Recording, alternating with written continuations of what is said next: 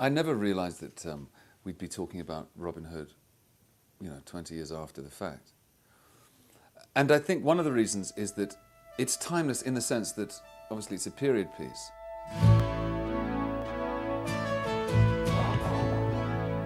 This Robin Hood Sherwood thing, it doesn't go away. It's still there.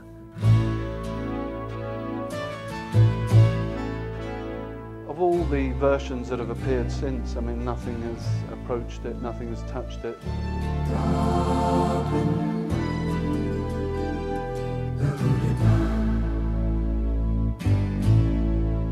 And of all the versions that had gone before, we were, again, it's a biased opinion, but we were superior to those. I still say to this day that I don't think it's ever been bettered in the last 14 years on British television. I think the fact that there is such enthusiasm for Robin still, after all these years, is extraordinary.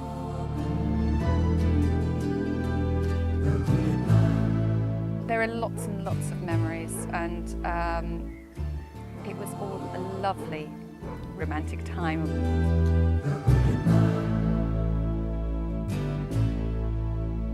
It was an extraordinary time where the right people were together for the right amount of time, and the chemistry was just right, and I think we'll all look back on it and think we were very lucky to be there. I enjoyed every single day. The day I went down on the set when I was going to be dressed in the outfit, and when I met all the boys, little did I know what I was going to be joining.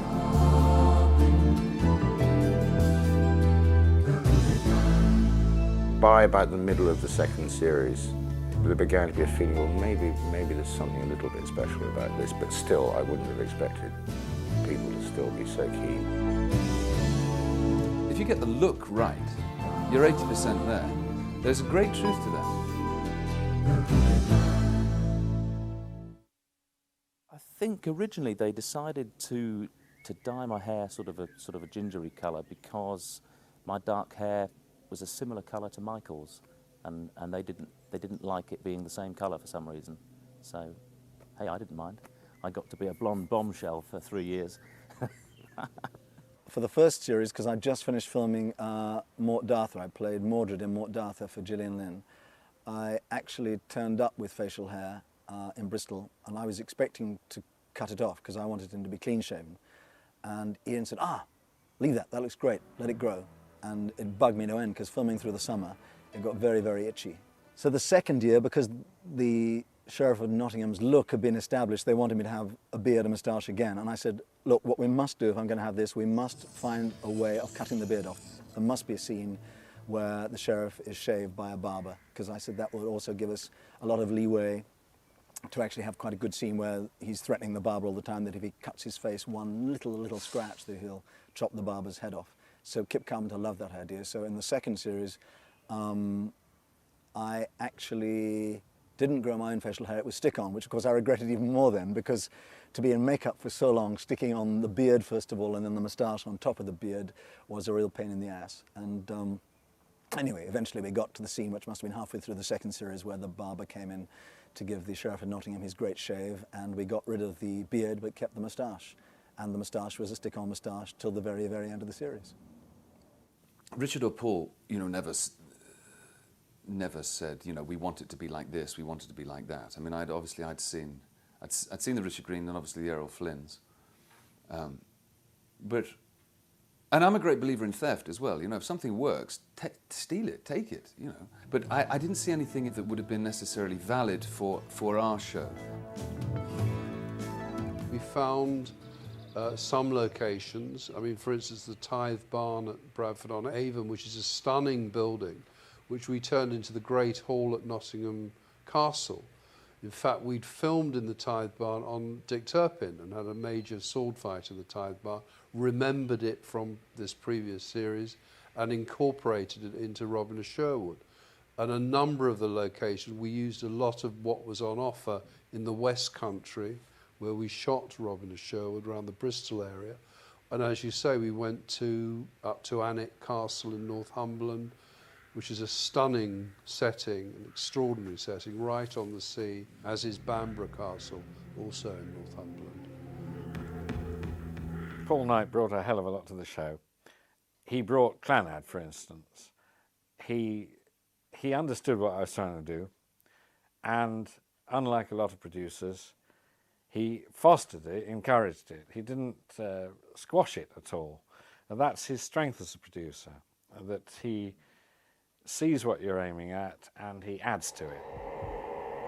Take up the sword. Take it. It is Albion, one of the 7 swords of Wayland, charged with the power of light and darkness. Albion. One episode we did, which sort of got people's goat a bit, was called The Swords of Wayland, which did in fact feature a group of nuns. I love nuns. They get a very hard time, really, don't they? And this was about a group of nuns led by Rula Lenska, who were actually Satanists. And unfortunately, we featured a very wonderful staircase, which is in Wells Cathedral. It's a magnificent staircase, and I mean, any film director looking at it would say, "Oh my God, I've got to film that." And so it was decided that these nuns, who were about to sort of do a bit of devil worship, if you like, were going to walk down this staircase, presumably heading for the crypt. So they walked down this staircase. Now what the general public don't seem to realise is that you can shoot something, you can shoot a bathroom in one house, you can have somebody walk out of the bathroom and down the stairs in another house and into the hall in another house. And you can do them on 3 successive days and it looks as if it's all happening at that moment.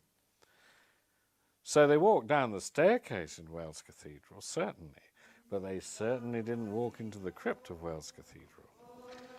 We built a crypt and we shot the actual sequence where they literally let their hair down in this set. Now, of course, the general public and a lot of the people who saw it, who knew the staircase was in Wells Cathedral, because it was one of the most famous staircases in the country, thought that we had done this devil worship thing actually in the cathedral.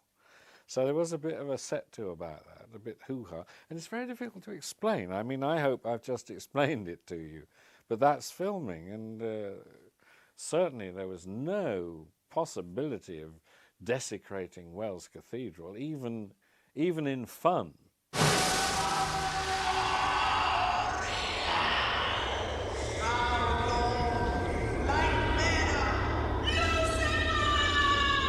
They that would shatter the bolts that hold back the evil one must first take Albion from you. 7 swords of Wayland. The long quest is over. Not a lot of actual myth went into the writing of the episodes.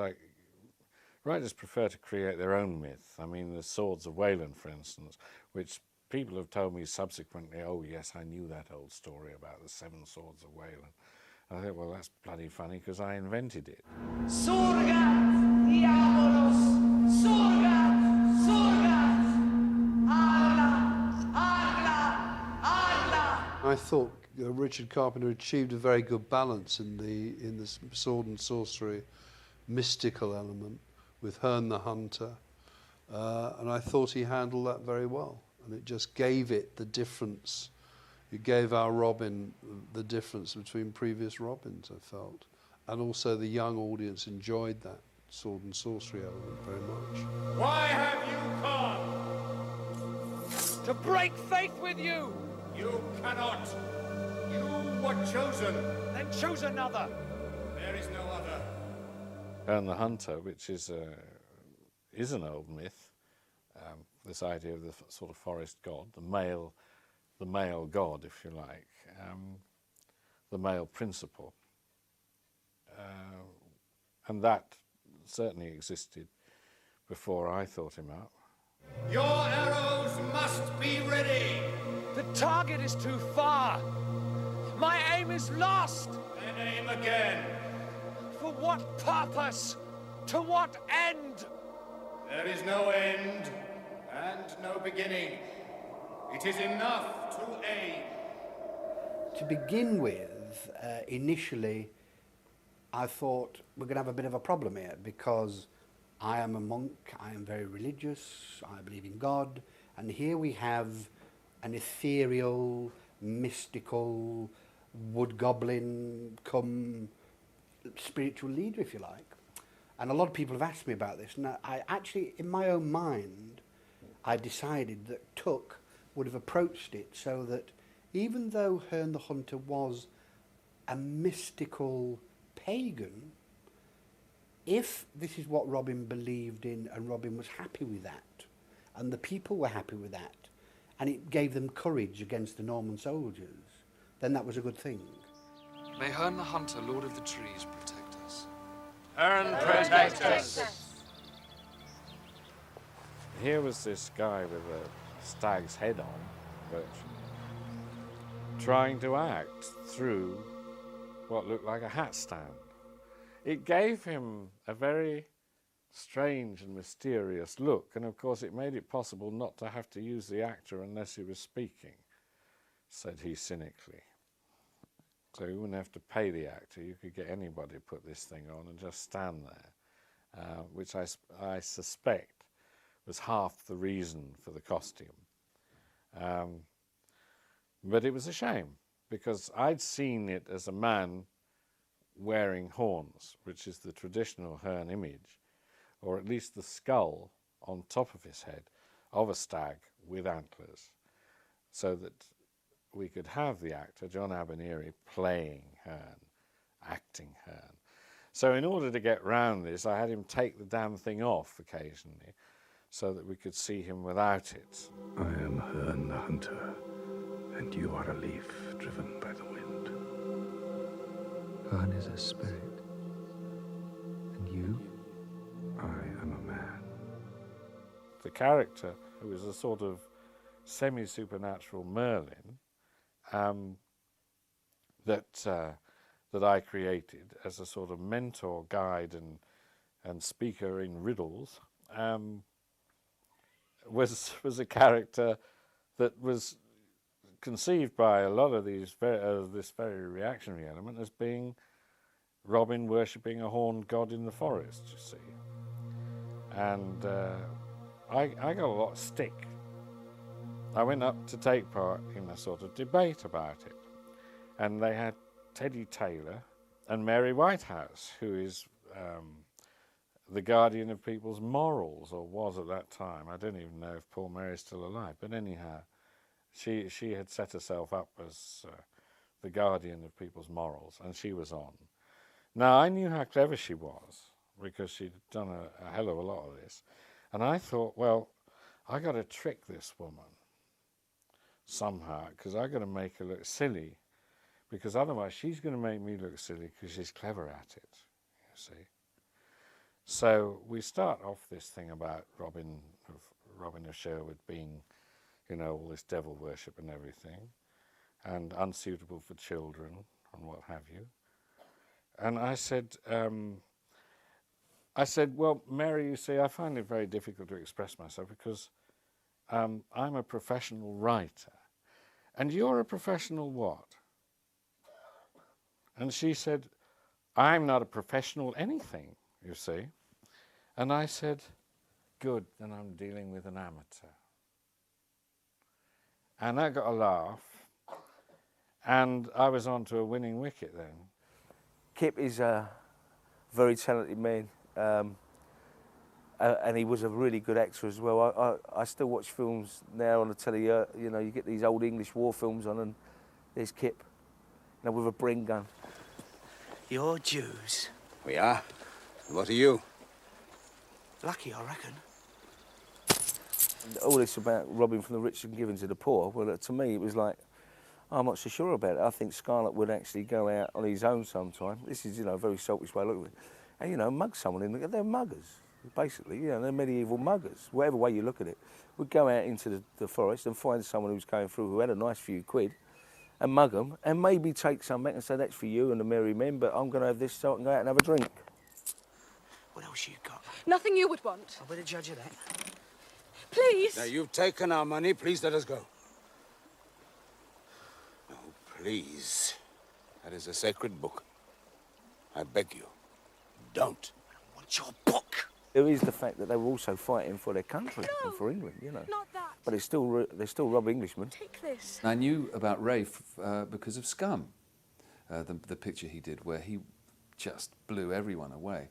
And I thought, my God, we've got Ray Winston in our show.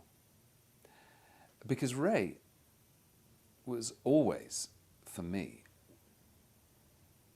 and I choose these words really carefully, and I've never said this to Ray, but I always felt with Ray that he was one of the finest actors of his generation. It was you, wasn't it? Wasn't it? I don't know, me and Michael never sort of hit it off. When we first started, I think we were totally different styles, you know. I got a lot of respect and a lot of time for Michael. He's a brave kid. He's got a lot of art, a lot of gameness. But we never really see eye to eye. And that probably comes through in the show. Are you threatening me? I'm telling you. Don't you ever turn away when I speak to you. Now you listen to every word I say. Kip would write something where we'd be bickering and arguing. We never actually bickered and argued, but there was just something missing between me and Michael, and that's fair enough, that happens, you know. But you use it in another way. Why can't you admit we were wrong? Because we were unlucky! Ray and I come from completely different backgrounds, have completely different political views, completely different morals, principles, everything. I mean, you couldn't put us further apart if you tried. And I think in the first couple of days that we saw each other, we looked at each other, you know, as you always do when you meet someone new. You weigh each other up. You're judging how you're going to get on with somebody, and it could have been difficult. It could have been really difficult. We could have been so diametrically opposed that we would never, ever, ever speak, let alone be friends. That was a great thing about all of us, really, in a way. We were all totally different. We all came from different backgrounds and different opinions, and I think that was quite kind of the bonding for the show, really. We found a level of communication with each other which gently antagonised each other on the points which we thought were very funny about the other's political standpoints or moral standpoints or whatever. We gently goaded each other, and we did it with a smile on our face to, you know, gently cause humour amongst the other people. But Ray and I are really the firmest of friends, which I consider a great privilege, because I think he's the best actor I've ever worked with. I used to sit down and long evenings with Clive and talk about different things, whether it was politics, whether it was acting, whatever, you know. One of the finest gentlemen I've ever met in my life, Clive Mental. There was a competition going on to see who could kill more Normans in 1 hour of the show. And Ray, to this day, will say, and he can claim that we did in fact kill the same amount of people, but one of them you don't actually see in the episode. I killed more in the first episode than he killed over 3 series. He won't have it, but I'm telling you. But he says he killed them in the dark when the cameras weren't off him. I'm not having that. I hold the record for killing most Normans in 1 hour of children's television in the UK, and mighty proud of it I am too. On a serious note, I have to say, when you start talking about violence in television, we always approached it that the action should always have a moral consequence. It's not like you're just killing people and therefore it's just violence. It's not. There was always a moral consequence to it. And in fact, We suggested to Kip, and he actually put into a couple of episodes, people get hurt. You know, the Marys physically get hurt and injured and or are near to death, because that's the reality of it. Although because of the restrictions of certain television media that the show went out on, we weren't allowed to show certain things. We weren't allowed to show bodies with their eyes open. We weren't allowed to show blood coming out of an arrow wound. We could show a wound. We weren't allowed to put a knife to somebody's throat. How is he? It'll heal.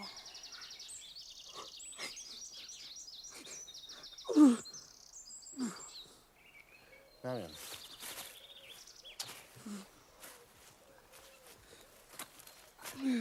Marion, I hear that you're living with outlaws. You're even married to one of them, a Robin Hood. Is it true? Yes, Father. With any television drama that goes on for a while, the part evolves and opens up and becomes bigger. I mean, your personality, everything goes into it, and it develops naturally. Judy was a great companion all those years. How she put up with us, I really don't know, because quite often she'd be the butt of our jokes. I mean, the laser beam of sarcasm used to, you know, if it was your day, you knew it was Dump on Clive Day. If it was Judy's day, it was Dump on Judy's Day. And she dealt with it, and she flicked it off. She gave back as good as she got, you know, and yeah, great company. It was a culture shock to me in a way, because I actually, I'd never really mixed with so many rough and ready men. And I come from a ballet school, I hadn't got any brothers. It's very strange I was ever cast in the part, actually. With some of the things that some of the Merry Men came out with, even in jest, I'm sure that she was not shocked, but she took it all in good faith, and was at the end of the day one of the boys, and mucked in and did everything else, and once again contributed to a good team effort. I think she thought I was a raving lunatic when she first met me. But she's a good girl, Jude. They all became brothers to me. I was so protected and everybody looked after me. I love that. That was terrific. He's right, Will. Aye, that he is. I say we should go. So do I. Much. About the demons. We'll be the demons. Then I'll come. I've got no choice. If you're all going to the devil, I'm going with you. Michael was the leader from the word go. We all knew that, and we all slotted into our positions on the ladder, you know, depending on our various rank. And it was always a jostle between Ray and myself, who was his second in command. I was right. We should never have left Sherwood. Still came though, didn't you? But I had no choice, did I? If you'd have listened to me... Listen! You always know best, don't you? I'll thump both of you in a minute. I always referred Ray to the fact that it says on Little John's gravestone, friend and lieutenant to Robin Hood. What do we do now, then? We get after Robin. Which way? You tell me. Well, the castle's at Gwydion.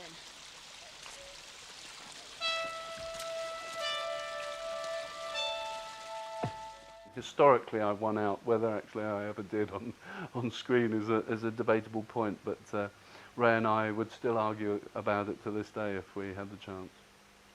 I remember writing a letter to Esther Charkham, the producer, when they first started the series, and I thought, I'll write Esther a letter. I knew her, and it's very rare for me to do something like that, because I don't write letters to people saying I'd like to be considered. So I wrote this letter and said, Dear Esther, I'd love to be involved in the up-and-coming series called Robin of Sherwood. I'm a good horseman. I can fight well, I can fence well, and I think I'd be good for one of the Merry Men. And a letter came back from Esther saying, you're too old. These are young people, young Merry Men, so unfortunately we can't consider you. And she did it in a sort of joking way, and luckily from that letter, the following year, in the second series, a script just came through the door, and they said, well, you did ask whether you could be involved, and maybe this is the next best thing. So they offered me the part of Edward. Those antlers are nigh on 100 years old. If you want the man who killed that stag, you'll have to dig him up.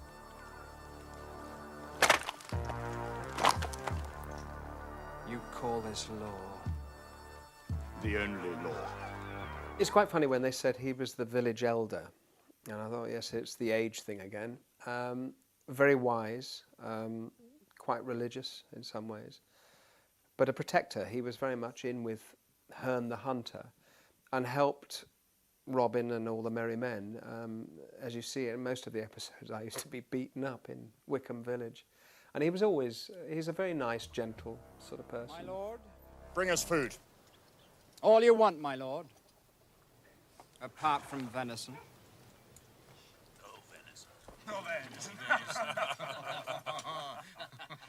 Jeremy, again, is just one of those people who makes you laugh because he's just a lovely bloke.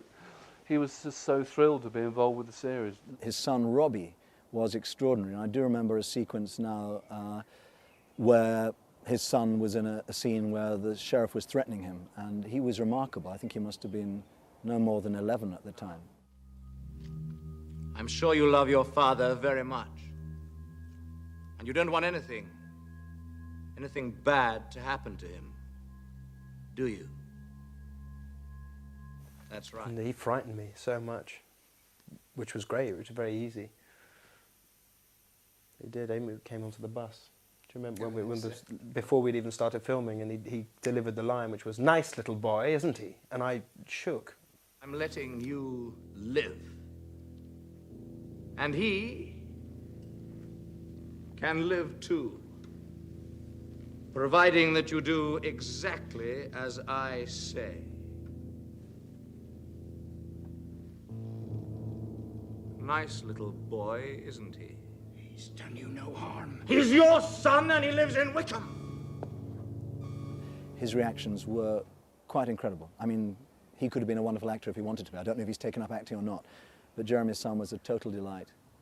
The off-screen adventures were probably more important to us in the day-to-day scheme of things than what ended up on screen.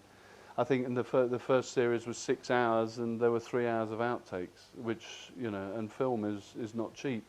But the quality of work and the quality that came across on the finished product were purely a result of the fantastic feeling on the unit.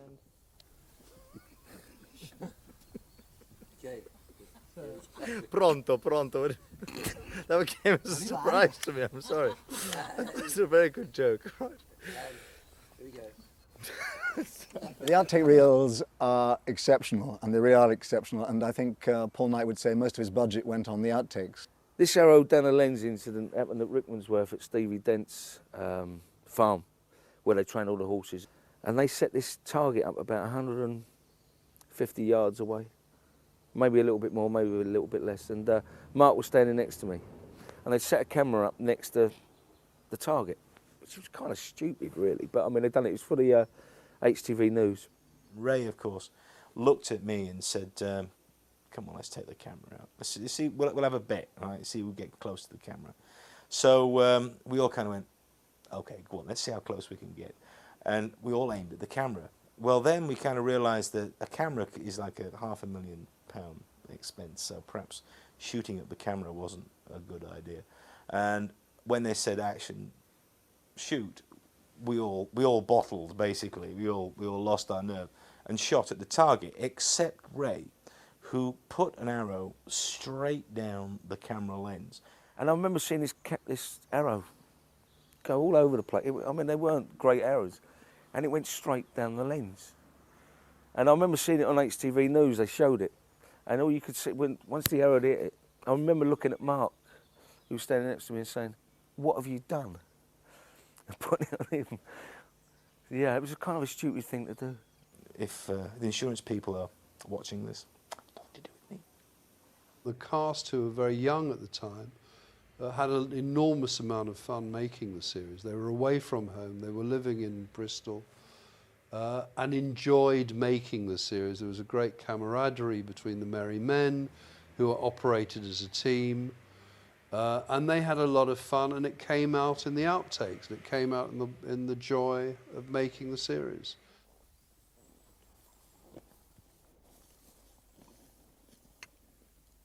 I'm the Sheriff of Nottingham. We make excitement. animal, my dears. We give you total thrills. The other thing which I had suggested, leaping off in a totally different direction, was that the relationship with Gisborne would be something like along the lines of the public school boys, public school being private school in England, public school relationship of a monitor, a prefect, and his, what in England we call fag, and in America would upset people deeply, but a fag would be like your slave at school. And so getting that relationship going between Gisborne and the sheriff, so that the sheriff would always ask Gisborne to do his dirty work for him, and if it went wrong, he would blame Gisborne. If it went right, then he would take all the credit himself.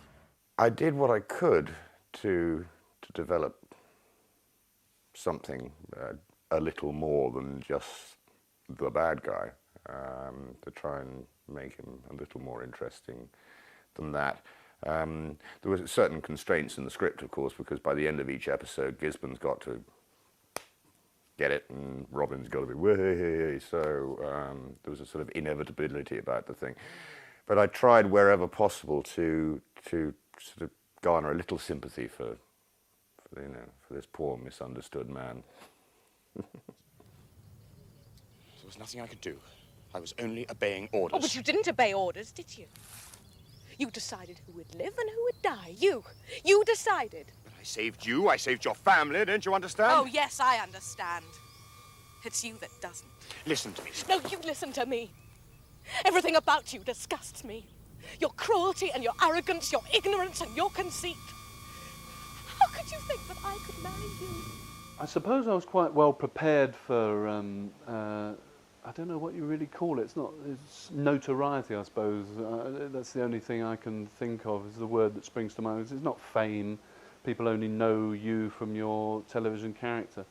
And I got so, it's not you being famous, it's your television character or your television persona being famous.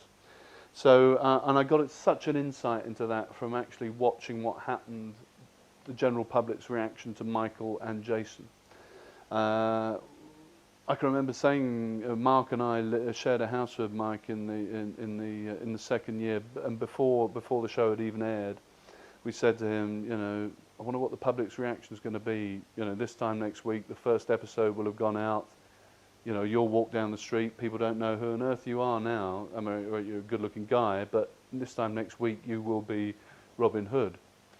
And he sort of shrugged it off and thought, oh, I don't really know, you know. And in a week's time, it was unbelievable. The transformation in the way he was perceived, you know, just treated, you know, on the streets. He couldn't come out with us anymore. We were all fairly, I suppose we were known, but we could just about blend into the crowd if we wanted to.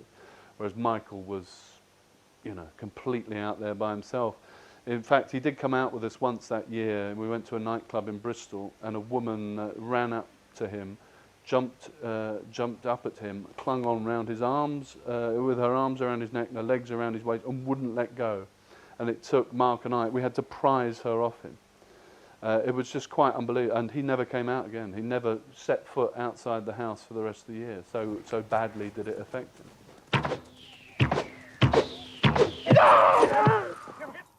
I left at the end of the second season because I've always subscribed to chancing the consequences. We had been told on all authority that Michael Praed was definitely coming back to play Robin in the third series. We only had him under contract for the first two series, but we assumed he would be in the third series. A week before we finished shooting the second series, he suddenly announced he'd going to do his life's ambition. He was going to go to Broadway to play in The Three Musketeers on Broadway, and he wouldn't be available. Are we going to die? Everyone dies. That's not what I said. I know. It wasn't an easy decision by any stretch of the imagination, because Robin was a big hit. But nevertheless, that was my decision. We all panicked like mad. Richard Carpenter came down up from London and settled us all down and said, don't panic. I've thought about it. We just get another Robin. And he said, well, what happens to the first Robin? I said, he dies. I said, he dies heroically, sacrificing himself for the rest of the Marys, and particularly for Marion. To stay alive. Dying's easy.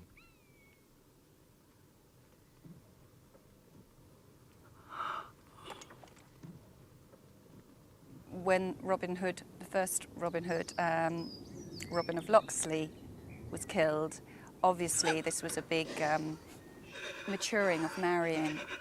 No. You're a crusader's daughter. Robin started life as a yeoman for the first 2 series, and then because he died, I said we're going to give Michael the exit of his life. I'm asking you to live because it's meant to be. Nothing's meant to be. It is. It is. Kip, very cleverly, I have to say, had to end the series in a place that was going to be satisfying for the audience and left it open to come back to if we went again. And it's one of the best hours of television I think we ever did. There are so many things I want to say to you, but time's caught me up and now I'll never say them. Except that I loved you from the moment I saw you and every moment since. I didn't have any input into how they were going to dispatch me, but I think it was done with such exquisite taste, and is a very tender episode, and I think probably my favourite. For the sake of everything we've meant to each other, you must care. Because that way you'll keep alive all we've believed in. And I can't die then, can I? Hmm? I'm right, aren't I?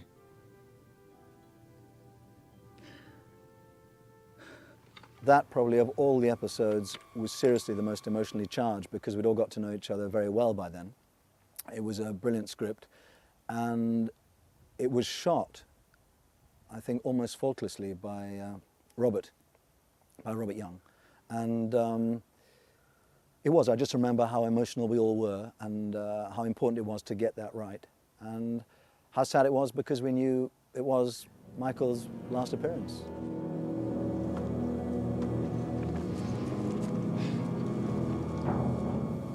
It was The Three Musketeers I'm talking about now, one of the most extraordinary episodes of my career.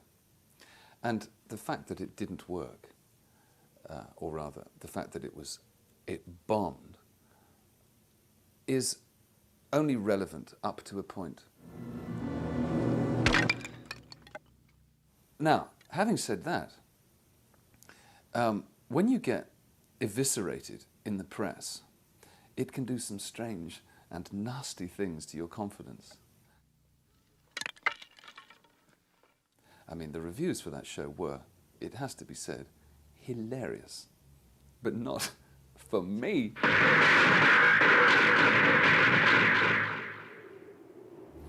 And so I did suffer, so there was a residual fallout from that. And yeah, I did get slammed in the solar plexus. But, you know, as an actor, you build up these incredible defenses for bad reviews. He is dead. Why do you think he gave me Albion? Because he...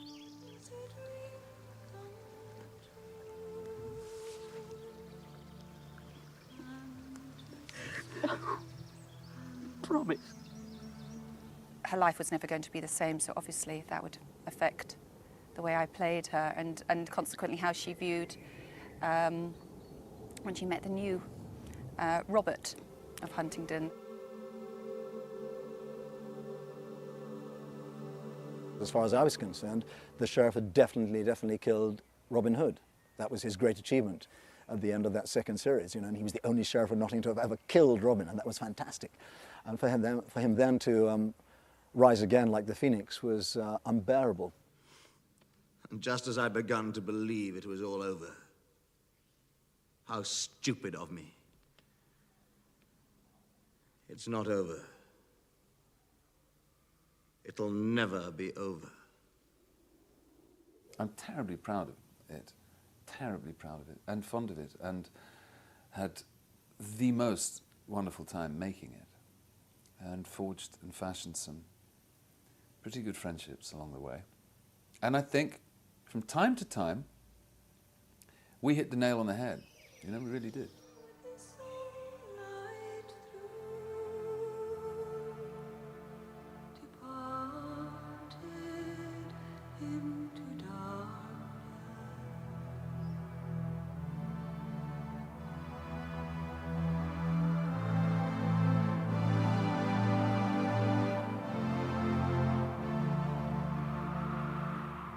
Nothing's forgotten. Nothing is ever forgotten.